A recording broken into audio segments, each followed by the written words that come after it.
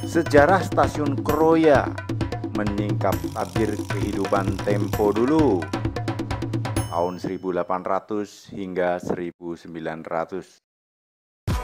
Hey YouTuber, salam jumpa kembali dengan channel Branding IT, channel tentang pendidikan dan ilmu pengetahuan. Videonya isinya daging semua bro.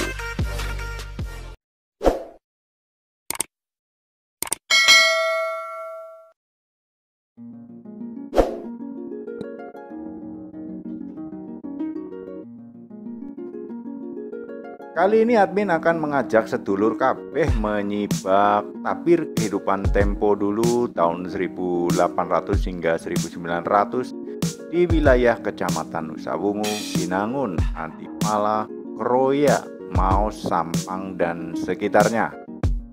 Kemudian admin akan menyebutnya sebagai distrik Kroya atau Kroya saja supaya ringkas. Nah, bagi sedulur yang belum menonton video sejarah Kroya Apikeh di channel ini, silahkan tonton dulu videonya agar lebih mudah memahami video ini.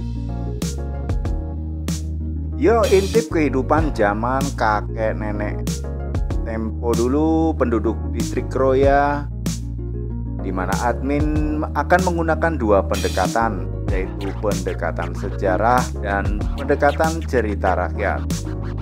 Oke, kita mulai. Pendekatan sejarah pembangunan jalur rel kereta api zaman Belanda. Yang pertama tahun 1877 hingga 1888.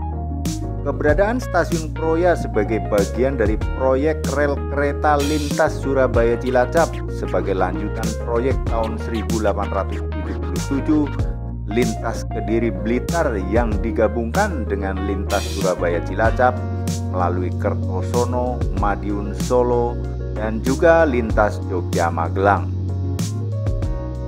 Yang kedua tahun 1889 hingga 1899. Penyambungan jalur rel kereta Kroya karena adanya proyek jalur Cicalengka, Cibatu, Tasikmalaya, Maos, dan Banjarnegara. Yang ketiga tahun 1923, penyambungan rel kereta ke Stasiun Kroya karena adanya proyek jalan rel kereta api Cirebon Kroya. Sementara itu, sebagai gambaran lain, stasiun dan jalur kereta api Purwokerto yang dibangun tahun 1917 sampai 1918 oleh perusahaan kereta api Stadspurwagen atau SS, dan stasiun tertua di Purwokerto sebelumnya dibangun oleh Surajudel Stadfram Maskapai pada tahun 1893 sampai 1896. Dari catatan sejarah perkeretaapian Indonesia tersebut, keberadaan rel kereta api dan stasiun Kroya, Maos, dan Cilacap ternyata lebih tua atau lebih dahulu dibangun jika dibandingkan dengan Purwokerto. Namun saat ini stasiun Kroya, Maos, dan Cilacap berada dalam daerah operasional 5 Purwokerto yang membawai sekitar 34 stasiun. Dari gambaran proyek rel kereta api dan stasiun itulah kita dapat menyingkap tabir kehidupan warga Kroya dan sekitarnya di tahun 1877 hingga 1888. Masa politik kultur stelsel alias tanam paksa, bekerja tanpa upah dengan hasil pertanian, perkebunan, dan kekayaan alam Kroya direbut paksa Belanda. Kemudian diangkut dengan menggunakan kereta api untuk dikumpulkan di Pelabuhan Semarang.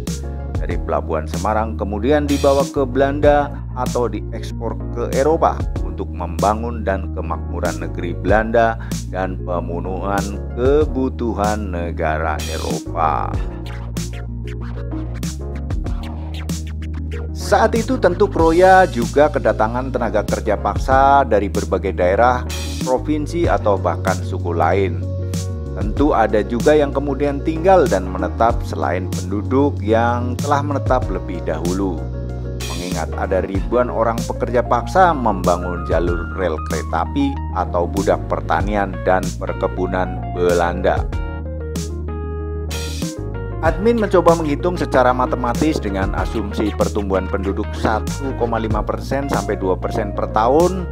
Dengan jumlah penduduk distrik Kroya saat ini tahun 2020 adalah 450.000 jiwa, maka penduduk Kroya tahun 1877 hingga 1888 sekitar 8.500 hingga 12.000 jiwa. Cukup ramai sepertinya ya zaman segitu.